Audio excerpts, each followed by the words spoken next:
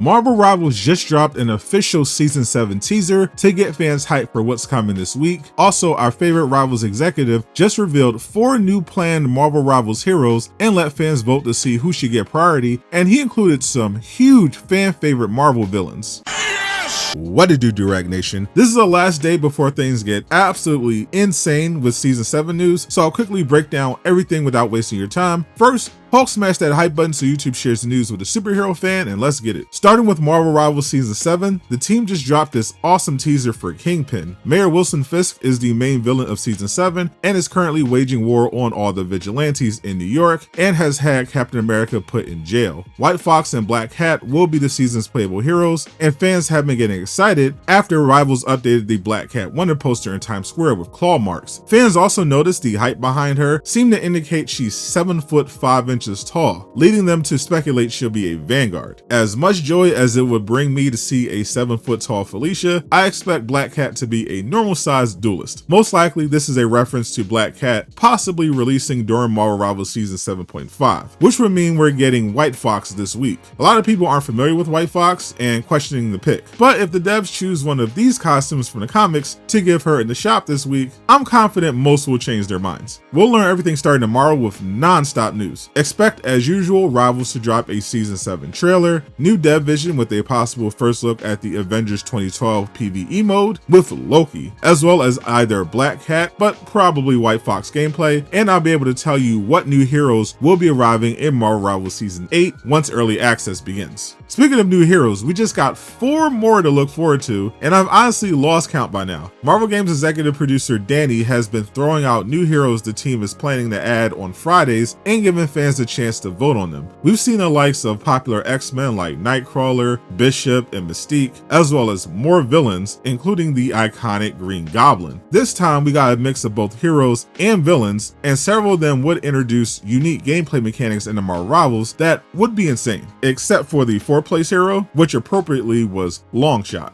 This is a hero very familiar to X-Men fans. Longshot was known as a freedom fighter with amnesia on Mojo World, trying to take down the game show obsessed tyrant Mojo. He was actually artificially created to serve the rulers of Mojo World, but turned against them. In addition to superhuman acrobatics and the ability to heal himself, Longshot's main power is luck. Specifically, he can manipulate probability and luck and make things that are extremely unlikely to happen, like force you to miss your shot and get hit by a falling boulder. But the downside is it's tied to his personality. So if he loses hope or tries to use his powers for evil, they'll stop working or give him bad luck. I'm so curious how this will work in Marvel Rivals. Maybe he could start with a luck meter that passively decays, but dealing damage and using abilities keep it full. Full meter guarantees he hits his shot and opponents nearby have their abilities randomly stop working properly. This power is going to be tricky to balance and is shared by another hero on this list. In 3rd place is one of my favorite characters, Domino. She's a mutant with similar powers to Longshot. She made her live action debut in the 2nd Deadpool movie. Domino is a mercenary and partner to another popular X-Men hero, Cable. Nina is skilled in hand-to-hand combat and guns, but her probability powers work a little differently. She doesn't control them at all and cannot make something impossible happen, just the improbable. It only triggers when she takes action, like engaging in combat. Then her aura automatically manipulates events in a way that benefits her, like the enemy's equipment malfunctioning. This will still obviously be insanely broken as a duelist, depending on the balancing. Imagine it being a passive that lowers enemy accuracy, improves your own, and does stuff like randomly dropping health packs on you. I definitely main her. In 2nd place is a Marvel villain that has become much more popular thanks to the MCU, Bullseye. Very interesting he was thrown in here after we just got the Daredevil Born Again costume, and Daredevil Season 2 starts the day before Marvel Rivals Season 7. Bullseye is an assassin whose hatred of Daredevil started in the comics when he failed to eliminate Matt Murdock after being hired to take him out, which ruined his perfect accuracy. Bullseye is technically a normal human, but he has superhuman aim and the ability to throw nearly any object with perfect accuracy and enough force to be lethal. Drinking straws, a paper airplane, his own tooth, anything is lethal in the hands of Bullseye. So it'll be interesting to see how this works in Rivals. He could be the first auto-aim projectile duelist in Rivals with a stock of different throwables like playing cards.